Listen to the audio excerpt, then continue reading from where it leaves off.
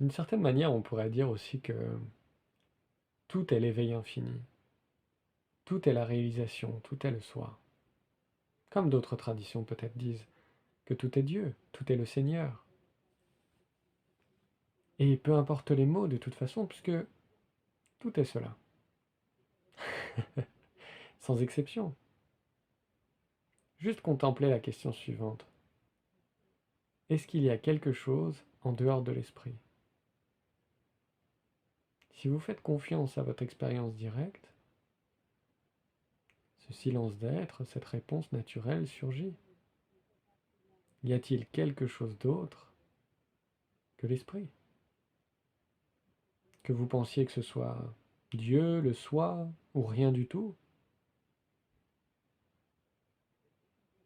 Où est-ce que ça a lieu? La réponse n'est pas dans les croyances et dans les mots.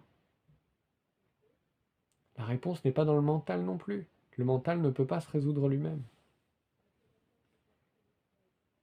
Mais où est-ce que le mental se déploie? Où est-ce que les idées, les opinions se déploient?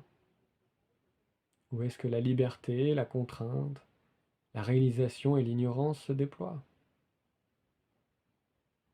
Juste plonger en cela, en laissant tout tel que c'est. Votre savoir actuellement est inutile. Tout votre intellect est inutile pour être, puisqu'il se dépose par-dessus, parmi tous les autres objets, y compris le moi. Ce ne sont que des étiquettes qui se déploient au sein de ce que vous êtes. Donc simplement d'avoir cette certitude de l'incertitude, d'avoir cette confiance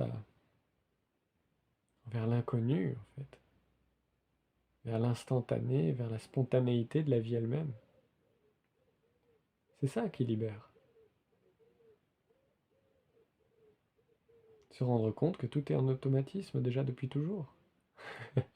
Et que ça s'adresse à personne puisqu'il n'y a que ce qui se passe. Et si dans ce qui se passe il y a quelqu'un, c'est pas grave.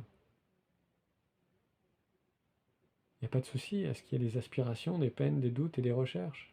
Ça fait aussi partie des reflets de ce que vous êtes.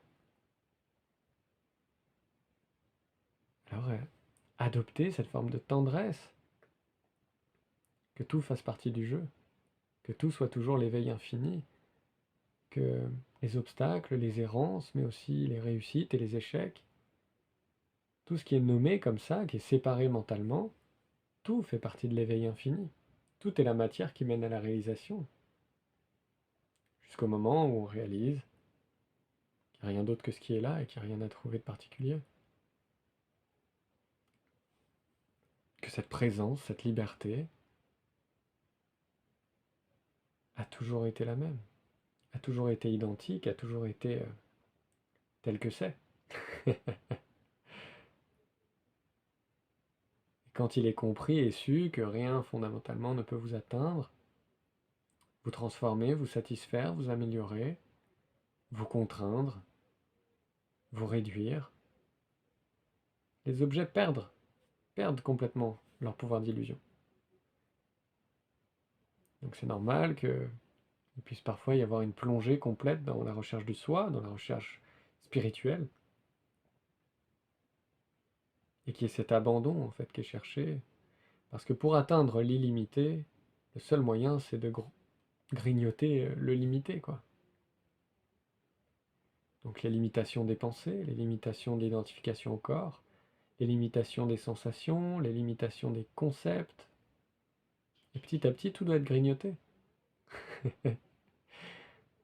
Pour réaliser l'illimité que vous êtes, il n'y a pas d'autre moyen que d'enlever toutes les frontières qui ont été érigées entre vous et ce que vous êtes.